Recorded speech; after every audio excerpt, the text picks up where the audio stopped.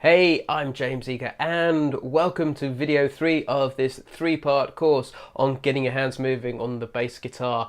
It's been really great reading your comments and receiving your emails, finding out how you've got on with this course, what you've enjoyed, what you've been struggling with, and what you're hoping to achieve as we move forward. There are so many people that struggle with getting their hands moving on the bass guitar. And as a kind of byproduct, a lot of us end up struggling with our confidence, and we also just don't know where to start going around how to putting that right. So we often have questions along the lines of, how do I gain more speed into my playing? How do I gain more accuracy, more dexterity? How do I go around gaining more strength in my hands? When it comes to learning technique, there just seem to be so many possibilities. So what I think is important is to establish a core foundation and then build from there. There are a few simple principles that can make learning bass guitar technique so much simpler and give us confidence. This will in turn give us the building blocks to move forward with our bass playing so that we can attack new styles and new approaches and more advanced techniques too. Ultimately, it will make you into a more rounded and proficient musician. Ultimately, we don't just want to be good bass players, we want to be good musicians too. So if you're not familiar with who I am, I'm a pro bass player and I've been performing all over the world for about the past 15 years or so. I've also been working with my touring band Metropolis as well, and I'm lucky enough to be able to call on some of the top musicians on the UK to come and perform with me on that. I've worked on some of the biggest name shows in professional theatre, so Dirty Dancing, The Lion King, Spamalot, We Will Rock You, to name a few. But over recent months, I've been working on my online bass guitar school called eBassGuitar.com. It's been great to see you guys really benefiting from the lessons that I've been putting up online and watching your confidence grow and ultimately taking your bass playing to the next level as a result of that. So in this lesson, I wanted to share with you 5 secrets to really getting your hands moving. This is a natural extension of lessons 1 and 2, so if you haven't seen those, please do jump back and make sure you have a good look at those. In the first lesson, we talked about taking the bass lines that you already know and making them into great technique exercises. In the second lesson, we talked about all the little hacks that you can implement so easily, which are sitting right under your nose. These are very foundational ideas and will help you look at your technique in a different light. If you're a more experienced player, do go back and check the videos out because it will really reinforce some really fundamental ideas like the one finger per fret technique and getting your fingers curled and good hand shape and all that kind of stuff. So we are going to talk now about the 5 secrets to gaining a great bass guitar technique. So the first secret I'm going to share with you is essentially practice technique as its own entity. Okay, I'm going to reference something that I spoke about back in video 1. You may remember me talking about a thing that I developed called the No BS bass method. That is a method of playing guitar and bass guitar, and there are essentially 4 major things involved in doing that. The first one is getting your hands moving. The second one is growing your groove, which is related to all things rhythmical and funky and that's going to make you dance and all that kind of stuff. Knowing your notes, so that's everything to do with harmony and chords and knowing what notes will fit in certain situations and how to play tasty fills, all that kind of good stuff. And the last one is called taking it down, which is where we take music from outside. So that could be a transcription, okay, or it could be learning a song, writing out a chord chart. It could be playing a song by ear. It could be ear training. It could be all sorts of things, okay. But those last 3 things, growing your groove, knowing your notes, and taking it down, what I realised very kind of early on in this was that there's no point in being able to do those things amazingly if you don't have a good technique, okay? And that got me thinking, and it got me thinking back to my original playing when I was starting. There was a definite point where I started practicing technique as its own thing, okay? And that's when my playing started to really grow, okay? If you don't practice technique as your own thing, you're always kind of it's going to be like that analogy that you've heard me make before, like having bad technique is like trying to ride a bike with a broken leg. It's like that. You're never ultimately going to get there. So what I say to all of my students is practice technique as its own entity, and then as a result, practice roughly, I'd say about 25% of your practice time, allocate roughly 25% of your practice time to practicing technique alone, okay? So 15 to 20 minutes a day, you'll start getting results. That I promise you. What I used to do was take that stage further, and so I'd like to have a little practice routine. So say if I had half an hour, I'd split it into 5 chunks, and I'd practice 5 different things in there.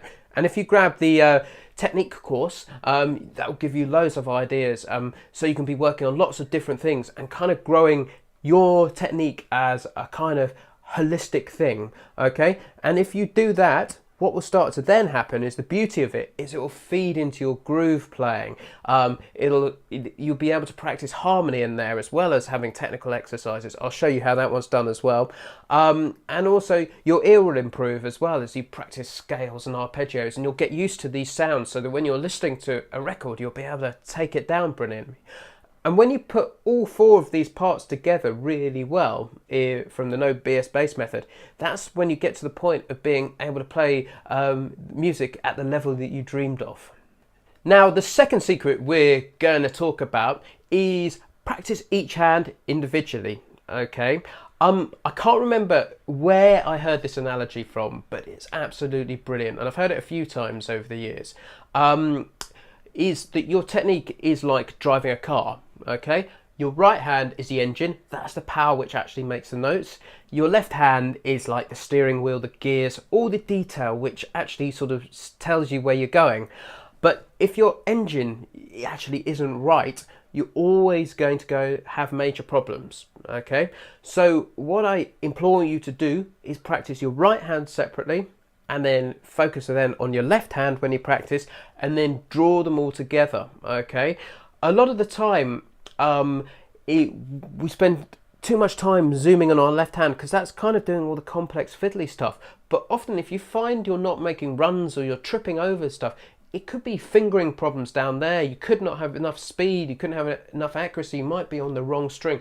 There's all sorts of things where your right hand can actually be the source of the problem. So I sorted those out, and I always recommend my students practice each hand individually. Now, the third secret is always practice with a metronome or some kind of backing track, something which is going to help keep you in time, okay? The most important thing that we can be developing as bass players and musicians is our internal sense of rhythm. Even the greatest bass players in the world will say that they're always working on their time, okay?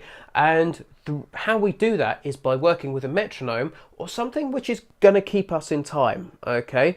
That internal sense of pulse is something that we develop over a period of time, and that we always want to be aware of and developing, okay?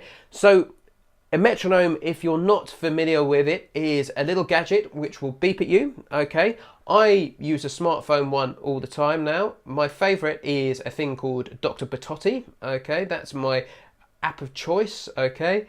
You can get these little small ones where, I don't know, $10, $15 or something, which is a metronome in themselves, but you can get apps for a few dollars now, which will do all of this for you and do so many more sophisticated things. But fundamentally, you just want to beep. Maybe not that fast.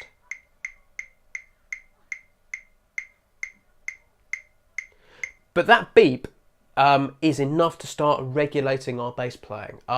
And it may be tricky to start off doing with it. It may feel like you're hitting a moving target, but over a period of time, you'll gradually start to lock into it, okay?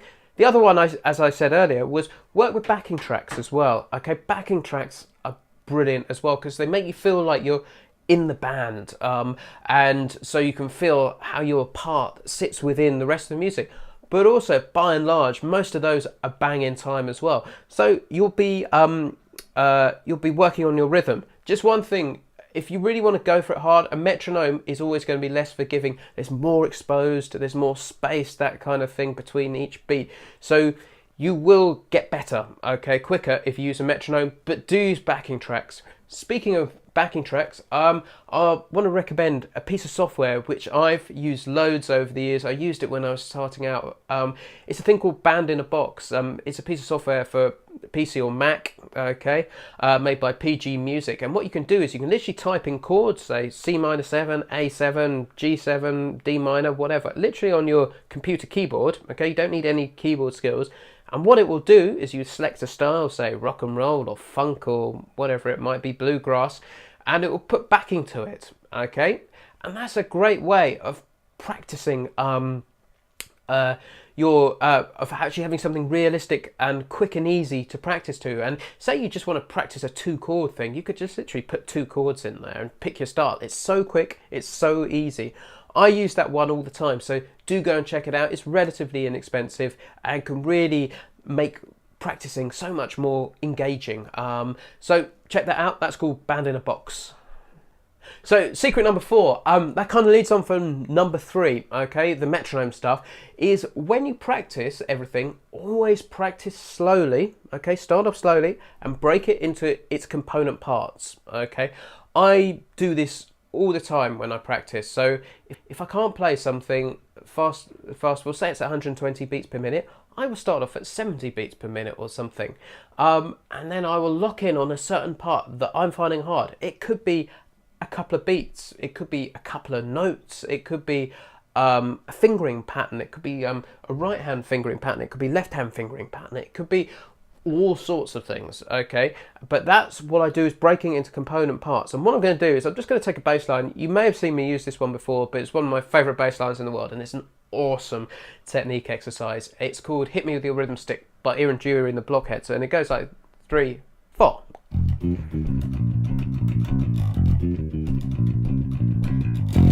Okay, so that's like a 16th note riff, okay?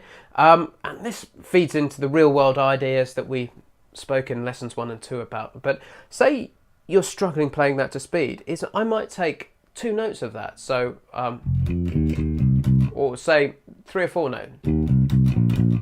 Bad. And I'll practice that as its little own kind of cell, okay? I'll break it down, I'll chunk it down. Even slower.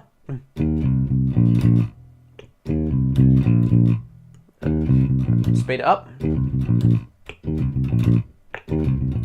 And then once I've got that little bit part, that little bit sorted, which I may be kind of tripping over, I'll put it back into the context of the whole riff. So 3, 4, go.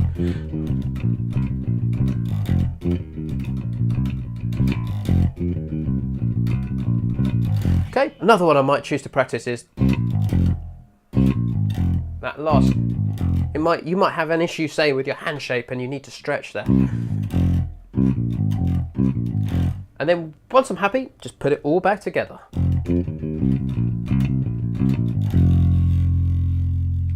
Cool.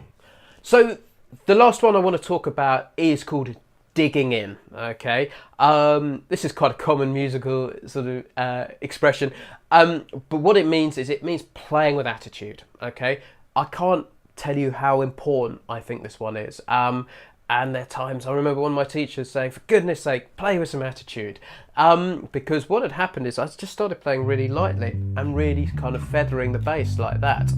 I don't quite know why. And he said, come on, give it one. Dig in.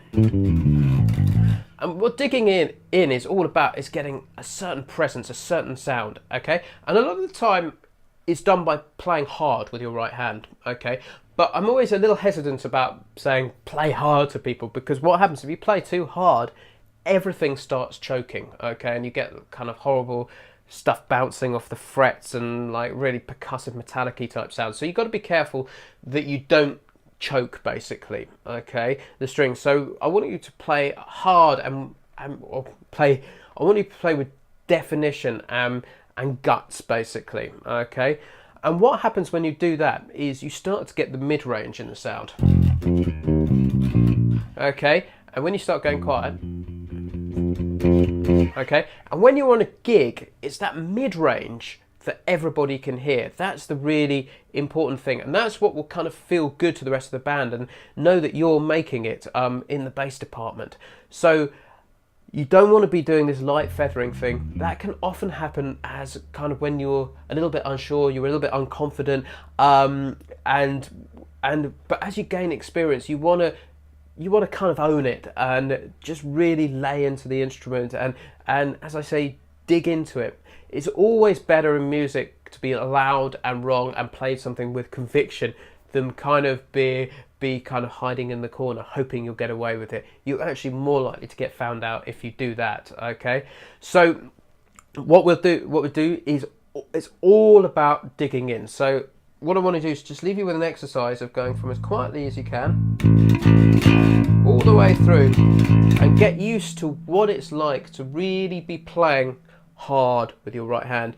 You might, in the early days of doing this, okay, start to get a few blisters and what have you. That's perfectly natural. But what you'll do is you'll start gaining strength and that sound will start getting into there, and your right hand sound and your general sound on the bass will improve too. So that is number 5. The 5th secret is literally to dig in. You can use it as a bit of a stress release if you've had a tough day at work. I know I've done that. There's nothing better than playing some rock music when you get in or something like that and just giving the instrument hell. So remember, that is secret number 5, just dig in. Now, I know a lot of you are struggling with your confidence and how to go around actually improving your technique. So if you work through those 5 secrets and of course what's in the first 2 videos, you really will start to see noticeable improvements in your speed, your accuracy, your technique, and of course your strength. Anyway, please do leave me a comment below. I'd love to hear what you think of my 5 secrets. If you've managed to implement anything from it, what you're struggling with, what you want to improve. So please, again, do leave a comment below. Anyway, that's it for now. Thank you very much. I'm James Eager.